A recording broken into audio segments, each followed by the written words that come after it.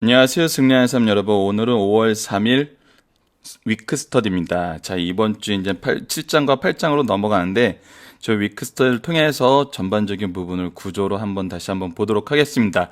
저희들 승리하는 삶은 지금 금요일날도 설명해 드렸던 대로 이렇게 밴드, 네이버, 카페, 페이스북, 트위터, 유튜브 등으로 여러분들이 보실 수 있고요. 검색하는 방법은 바로 Winning Life, WINNINGLIF로 검색하시면 이 모든 앱에서 여러분들이 자유롭게 시청하실 수 있습니다. 이 부분을 참조해 주시기 바랍니다.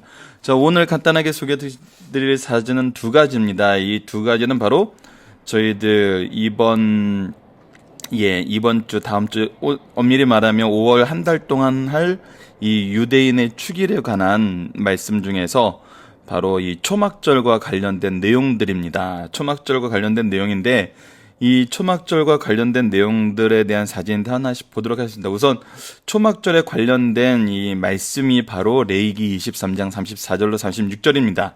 이스라엘 자손에게 고하여 이르라 7월 15일 동안 초막절이니, 이 부분을 위해서 저희들 이제 유대력도 한번 소개시켜 드릴 기회가 있으면 좋을 텐데, 유대일은 7월이 이제 그 연말 연시가 돼요. 그래서 이때 초막절을 지키는데 7일 동안 지킬 것이라. 첫날에는 성회가 있을지니 너희는 아무 노동도 하지 말며 7일 동안 너희는 화제를 여호와께 드릴 것이요 제8일에는 너희가 성회가 될 것이며 화제를 여호와께 드릴지니 이는 거룩한 데라. 너희는 아무 노동도 하지 말라 해서, 이 부분이 바로 이제 초막절에 대한 부분이고, 저희들 그 초막에 대한 설명을 한번 보여드리도록 하겠습니다. 저희들 지금 현재 태블릿 네트워크가 끊겨서 태블릿으로는 잠시 기다려 주시고, 우선 설명을 하도록 하겠습니다. 우선 왼쪽에 있는 집 앞에 우리가 보기에는 약간 컨테이너스러운 것이 바로 초막입니다. 그래서 초막은 어떻게 지어지는지 보면은, 이제 다시 연결이 됐네요. 우선 그 하얀색 글자 부분의 설명을 보시면 아시겠다시피, 초막, 수카라고도 부르는데 벽은 아무 재료나 가능하되 지붕은 곡식의 짚이나 모든 식물을 이용하여 덮을 수 있으며 밤하늘에 별이 보이도록 엉성하게 집으로 꾸며야 돼요. 그 대신 벽은 최소 3면 이상이 돼야 됩니다. 그래서 한쪽 면은 이제 집 쪽에 세워놓고 나머지 이렇게 3면을 만드는 것 같아요. 그래서 이 모양은 마치 이제 컨테이너 모양인데 위에 나무들을 이렇게 엉기설기 지금 올려놓은 것을 볼 수 있습니다. 그리고 수카는 절대 나무 밑이나 실내에 세우면 안 됩니다. 왜냐하면 이것이 광야 생활을 상징했던 거고, 이 광야 생활 동안 인도해 주신 하나님의 그 인도하심을 기념하는 거기 때문에, 보면은 여기도 지금 나무에서 좀 떨어지게 세운 것을 볼 수 있죠. 그늘이 아닌 이곳에. 그러면서 이제 이 초막절을 준비하는데 4가지 식물을 이제 준비를 해요. 이 아래 설명을 보면은 레위기 23장 40절에 나타난 대로 수컷 기간 동안 모든 성인 남자는 아름다운 나무의 실과, 그리고 그 오렌지 종료 가지, 그리고 무성한 가지, 시내버들 4가지를 준비하는데, 이 사람이 이제 들고 이렇게 흔들고 다녀요. 지금 뒤에 있는 사람들도 이걸 들고 흔들고 다니는 걸 볼 수 있죠. 그래서 이게 무엇을 의미하냐면, 나무 실과는 향기도 있고 맛도 있어 토라의 지식도 있으며 말씀을 따라 잘 행동하는 자들을 상징해요. 그러니까 말씀도 있고 그 행동도 바르게 하는 사람. 종려나무 가지는 열매인 대추나무는 향기는 없지만 맛이 좋아서 토라는 잘하는데 실천이 없는 자들을 상징을 한대요.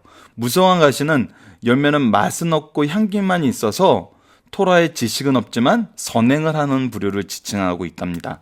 그 시내버들은 향기도 없고 맛도 없어서 토라를 알지 못하고 선행도 행하지 않는 자들을 나타나는데, 이것을 이렇게 흔들고 다니면서 이 나뭇잎을 다 이렇게 떨군대요.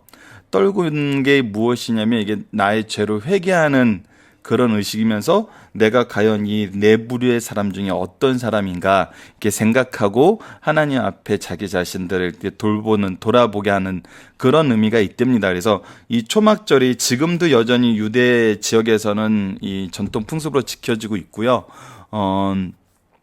오늘 이제 저희들 7월달 말씀이 바로 이 예수님과 유대인의 축일 중에서 이 초막절에 관련된 내용이죠. 그래서 다시 한번 우리들 앞에 부분을 살펴보면은요. 예, 오늘 좀 네트워크가 접속이 이상하네요. 펜은 못 쓸 것 같습니다. 예. 유대인들의 축일을 보면은 우선 예수님과 안식일, 예수님과 유월절, 예수님과 초막절, 예수님과 초막절 두 번째 이야기, 예수님과 수전절이 이제 10장 이후 부분에 나타나 있습니다. 이것을 보면은 지금 우리가 이제 예수님과 안식일에 관한 말씀 5장을 보면서 예수님이 하나님의 아들이심을 강하게 나타나신다는 걸 우리가 배웠어요. 그래서 왜 하나님의 아들이신지, 그것을 증언하는 내용이 무엇이었고, 그리고 이것을 받아들이지 않는 사람들에게 예수님의 경고가 뭐였냐면 바로 너희들이 하나님을 사랑한 것이 없음을, 예수님을 믿지 못하는 것을 통해서 오히려 증언이 된다는 것을 가르쳐 주었어요. 두 번째 이제 비번 예수님과 유월절에서는 예수님이 생명의 떡이고 이것이 영생을 주기 위해서 예수님께서 오셨음을, 그래서 이들이 원하는 것이 육체적인 그 체온과 자기 기준으로 자기가 원하는 걸 채우려 했을 때는 예수님을 받아들이지 못하게 된다는 것을 얘기를 해주세요. 그리고 이제 드디어 초막절 사건이 이제 시작을 됩니다. 그래서 첫 번째 우리 금요일날 말씀에서는 어떤 내용이었죠? 바로 형제들이 예수님에게 드러내라고, 이 사람들의 욕구를 채워주고 사람들에게 인기를 얻으라고 얘기를 하는 부분이 나왔고, 이제 이번 주부터 이제 이 다음 부분의 말씀이 들어갑니다. 그러면 이번 주 진행되는 말씀을 한번 보도록 하겠습니다. 자, 이번 주 진행되는 말씀을 보면 이제 예수님과 초막절인데 지난 금요일날 살펴봤던 부분이 다시 예루살렘으로 가시는 내용이에요. 그리고 나서 예수님께서 비밀리에 올라가셔서 말씀을 전하기 시작하는데 어떤 말씀부터 전하기 시작하시죠? 바로 모세와 예수님을 비교하는 말씀을 얘기해요. 그래서 참된 교훈을 구별하는 것과 할례와 안식일의 의미에 대해서 얘기하세요. 그리고 예수님의 메시아적인 선정이 나타나요. 예수님은 어디서 오셨는가? 예수님이 돌아갈 곳은 언제인가? 그리고 영으로부터 받은 삶에 대해서 설명을 하는데 생수의 강에 대해서 설명하시고 예수님에 대한 사람들의 평가가 나타나면서 지도자들의 불신이 나타나요. 그러면서 예수님께서 명령하시는 그 명령에 나타나고 이제 나는 세상의 빛이심을 선언하면서 저희들 이번 주 말씀은 이제 마무리가 됩니다. 이 말씀을 통해서 우리가 상고해야 될 내용들이 뭐가 있냐면요. 이제 월요일 날은 외모로 판단하지 말고 공의롭게 판단하라는 말씀이 있고요. 나를 보내신 이야기로 돌아가겠다는 예수님의 말씀이 있고, 누구든지 목마르거든 내게로 와서 마시라는 생명의 수에 대한 말씀이 있고, 너희 중에 죄 없는 자가 먼저 돌로 칠하면서 가늠한 여인에 대한 죄 용서, 그리고 다시는 죄에서 벗어나지 않게 하시는 그것이 있고, 마지막 금요일 날은 나는 세상의 빛이라 나를 따르는 자는 생명의 빛을 얻으리라 하는 말씀이 있습니다. 그래서 요한복음 7장과 8장에서 우리가 이번 주 말씀을 나누면서 함께 연구해 봤으면 하는 부분이 뭐냐면 바로 말씀에서 나타나는 예수님은 어떤 분이고 그 예수님에 대한 사람들의 반응이 무엇이었냐는 거예요. 자, 우리 6월절 기간에 예수님께서 하나님이 보내신 생명의 떡이라고 얘기했을 때 이것을 받아들이지 못하는 이유는 무엇이었나요? 우선 하나님을 사랑하지 못함이라는 5장 말씀의 근거에서 보면은 이들은 하나님을 사랑하고 하나님을 향한 열심이 있는, 하나님을 사랑한다고 하나님에 대한 열심이 있는 것처럼 보이지만 결국은 자기 영광을 위해서 일했던 거예요. 이것이 신앙을 가지고 있는 사람들이 가장 주의해야 될 부분이거든요. 내가 신앙생활을 왜 하는가? 나의 유익을 위해서 한다는 거예요.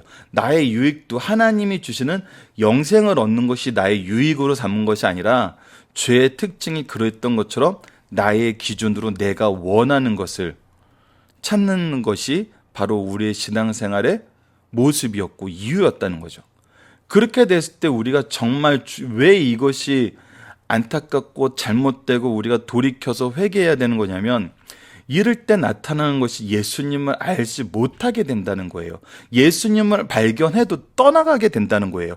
예수님을 떠나가면 우리에게 대속의 은혜와 부활의 영광은 우리와 상관없는 것이 돼버려요. 결국 우리는 영생하는 그 부활을 얻게 되는 게 아니라 영벌하는 심판으로 가는 부활을 얻게 된다는 거죠. 이러기 때문에 이 말씀이 중요한 거예요. 이 부분을 우리가 다시 한번 살펴보게 됩니다. 7장과 8장을 통해서 7장과 8장에서 예수님이 자신을 어떻게 말씀하시는지, 그거에 대한 사람들의 반응은 무엇인지, 그 반응이 나타났던 이유를 통해서 우리가 현재 어떤 신앙생활을 하고 있는지, 예수님 말씀대로 예수님을 받아들이고 예수님을 믿고 예수님의 주시고자 하시는 그 영생의 은혜를 누리는 삶을 살고 있는지, 아니면 유대인들처럼 여전히 어떤 것에 의해서, 어떤 이유에 의해서 예수님을 거부하는 삶을 살고 있는지 다시 한번 돌아보자는 거죠. 이것을 우리가 교회 다니면 다 우리가 얻는 것으로, 우리가 예배 드리면 다 얻는 것으로 생각하시면 안 돼요. 당시 유대인들도 하나님 앞에 하나님을 사랑한다 그랬고, 오히려 안식일의 법에 대해서는 자기네들이 계속 만들어 놓은 그 법을 더 강하게 지키면서 열심히 있다고 스스로 자타가 공인하고 있었어요. 스스로만 얘기한 것이 아니라. 그러니까 로마인들이 이들에게 이 정치적인 특권을 허락해 줬던 거죠. 자치권을. 그래서 우리 이번 주에 이 말씀을 더욱더 깊이 있게 연구하면서 특히 초막절의 의미와 더 나아가서는 오늘 잠깐 사진을 통해서 설명드렸던 초막절의 의미를 이 초막절을 통해서 예수님이 어떤 부분을 우리에게 예표하셨는지, 그리고 예수님이 이것을 어떻게 이루셨는지, 그런데도 유대인들은 무엇 때문에 이것을 바로 이해하지 못하고 받아들이지 못했는지 생각하는 한 주 되었으면 합니다. 오늘 위크 스터디는 이렇게 마치도록 하겠습니다. 감사합니다.